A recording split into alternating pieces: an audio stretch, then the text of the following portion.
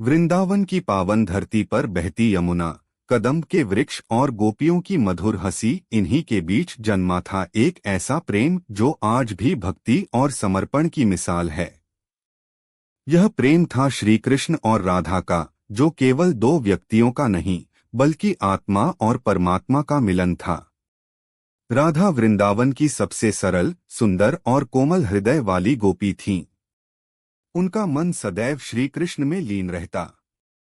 उधर नंदलाल कृष्ण, जिनकी बांसुरी की तान सुनकर वन, पशु पक्षी और स्वयं समय भी ठहर जाता था।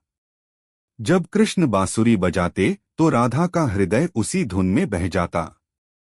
यह कोई साधारण आकर्षण नहीं था, यह निस्वार्थ प्रेम था, जहां पाने की इच्छा नहीं, केवल समर्पण था।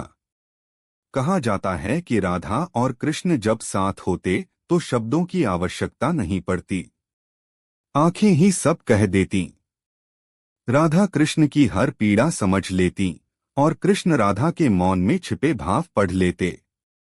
रासलीला के समय राधा का स्थान सदैव कृष्ण के हृदय के सबसे निकट रहा। गोपियों में भी राधा इसलिए विशेष थीं क्योंकि उन्होंने कृष्ण को प्रेम नहीं किया बल्कि पूजा। लेकिन यह प्रेम आसान नहीं था। कृष्ण का जीवन उद्देश्य से भरा था, धर्म की स्थापना, अधर्म का नाश। जब मथुरा जाने का समय आया तो वृंदावन की गलियां रो पड़ी। राधा ने कृष्ण को रोका नहीं, क्योंकि सच्चा प्रेम बांधता नहीं, मुक्त करता है।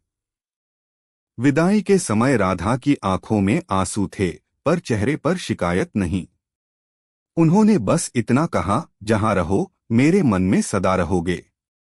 कृष्ण मथुरा और फिर द्वारका चले गए, पर राधा वृंदावन में ही रहीं। उनका जीवन प्रतीक्षा बन गया।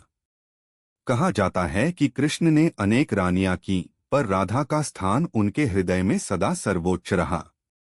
राधा के बिना कृष्ण अधूरे थे और कृष्ण के बिना राधा, फिर भी उनका प्रेम पूर्ण था।